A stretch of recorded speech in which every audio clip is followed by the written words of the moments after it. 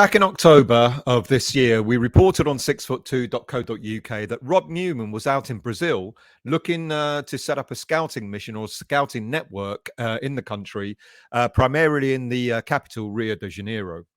According to the stories back then, we're setting up a structure to provide a deeper analysis on players, primarily, I can't get my words out, primarily from four teams in the Brazilian capital: Botafogo, Flamengo, Fluminense, and Vasco da Gama.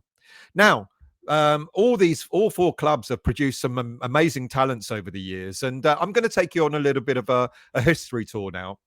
Romario, a fantastic striker who played for both Vasco and Fluminense and was part of the Brazilian World Cup winning team of 1994. Also, Thiago Silva, more recently, again, a product of the Fluminense setup, the youth system, who have played for teams like Milan, PSG, and of course, more recently, Chelsea.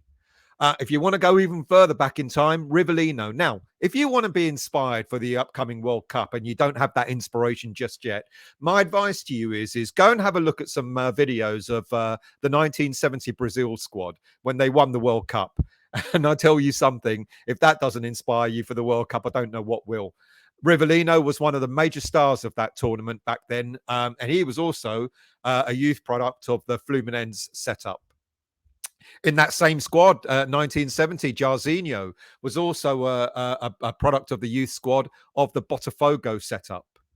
And Zico was part of the Flamengo setup as well. So in the past, there have been some fantastic footballers that have come out of Brazil, and especially these four clubs. More recently, you've got Fabinho, who was a byproduct of the Flamengo youth squad, who currently plays for the Liverpool team. Yes, that is him. It doesn't look like him, does it?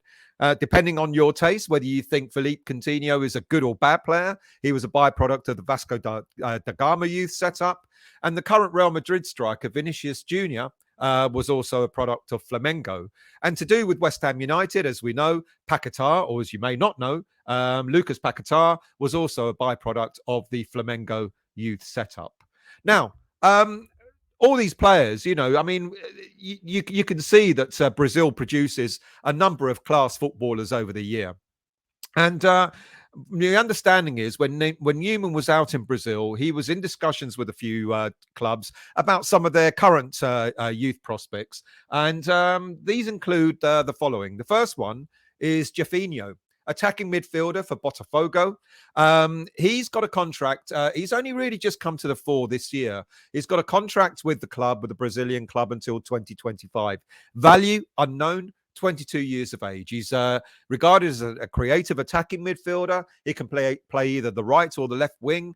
And he's signed a permanent deal in 2022 for just a mere £300,000 with the Brazilian club. So far, 26 appearances for Botafogo, 2 goals and 3 assists. He's regarded as one of the future stars of Brazilian football.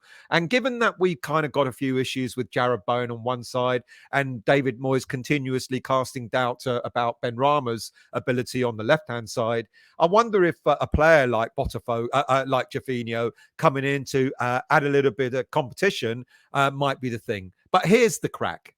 We know what David Moyes is like. It does take a long time to settle players in, especially players from abroad. I mean, it's one thing settling players who have been who have played in some of the big leagues around Europe, but I can't imagine what he would do with a player from the Brazilian league. But an interesting option and someone that we've been linked to. He was originally loaned out to Botafogo from a championship club, Resende, where his skills were noticed by the Botafogo senior manager, Luis Castro, who put him into the senior team. And that led to the permanent signing of the player. He would certainly add pace. He's got a lot of pace to burn. But like I said, you know, whether David Moyes would actually jump straight in and buy a player and put him in anywhere near the first team, I don't know. Next up, another promising attacking player, even younger than Jefinho, is Eguinaldo. Eguinaldo is an attacking midfielder, come striker for Vasco da Gama. Now, again, another player that's developed in the youth ranks only just this year.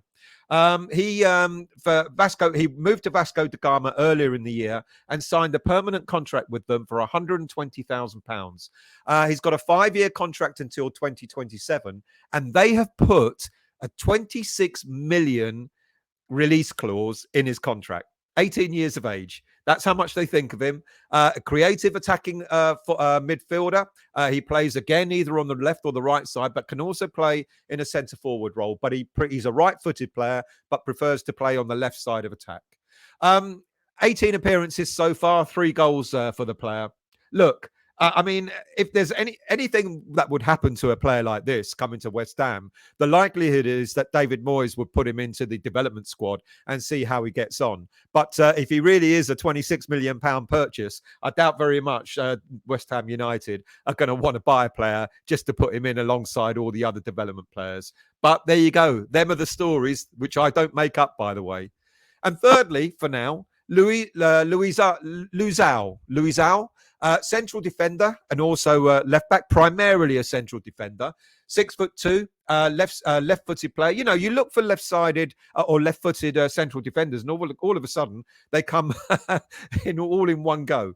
Apparently, when Rob Newman was out in Brazil, he was negotiating with Sao Paulo, which is not. I know you're going to tell me straight away in Rio de Janeiro, but he was negotiating apparently with Sao Paulo to give them with a fee to take the player in January. Now, look, his contract ends on the 31st of January, so he'll be a free agent. But there was some kind of agreement to try and give some compensation to Sao Paulo for developing this player. 20 years of age, he will be a free agent, as I said, at the end of January. Now, my understanding is Luizao turned down the initial offer. He wanted, he turned down the offer from West Ham, apparently, is my understanding. But from what I understand, again, Newman is still in still in negotiations with the players' agents and Sao Paulo Football Club. And there's a feeling that quite possibly he might become our first signing of the January transfer window. Look, he would be a great understudy to Aged Ogbonna, of course, who's 34 years of age in his last year of his contract. And if he can play at left back, also a great understudy to Aaron Creswell. 20 appearances so far this season for the Brazilian club. He's an interesting prospect. Apparently, there are a number of teams around Europe that are looking seriously at Luizao to look at maybe trying to get the player on a permanent deal. It'll be interesting to see what happens, whether the negotiations are ongoing and whether they'll be successful. And if so, he could be a player that we might be signing at the beginning of the transfer window or making an announcement of after the World Cup. Well, they're interesting. There are other players, of course, that we've been linked to, Brazilian players over time. There's also the thing about making sure that they can get appropriate work permits. I don't know what the new rule is now with players coming from abroad now that we're out of the EU. But if work permits can be arranged for these players, and of course, there's every chance that some of these stories have got legs. But I'm only telling you the stories that are out there. Certainly, Rob Newman was absolutely out there looking at a scouting network. That can't be denied. And certainly, he would have been talking to a number of clubs about some of their brightest youth prospects, about the possibility of them coming to West Ham. I can't see that Rob Newman would have turned that opportunity down. And Luizao, of the 3 that have been mentioned today, is one of the ones that is kind of like closer to maybe signing for West Ham. We know we need new central defenders. We need younger central defenders. He's a very strong central defender at age of 20. Like I said, a number of clubs have been looking at him. His style of play will certainly will certainly fit into the Premier League. But again, David Moyes, how long would it take him to settle this player in and then give him an opportunity? Look at Aged. All right, he's been out injured, but now that Aged is back, he's still drip feeding him Premier League football. I'm kind of expecting Aged to be back playing Premier League football when we're back from the World Cup. Luizao, good understudy, maybe a good backup. Would he replace players like Aged or even Ogbonna at this stage in the first team? Probably not. But someone for the future? Absolutely. Look, if you like what you've heard, if you enjoy the video, please do leave comments and do hit the subscribe button and the bell notification and the like button to show that you appreciate the video. And if you do hit the bell notification and the subscribe button, it will let you know when I'm next on. Thank you for watching. A few more shows coming up, the short and sharp shows about transfers, about other player news, etc., that happening around the club. And until next time, I'll see you all soon.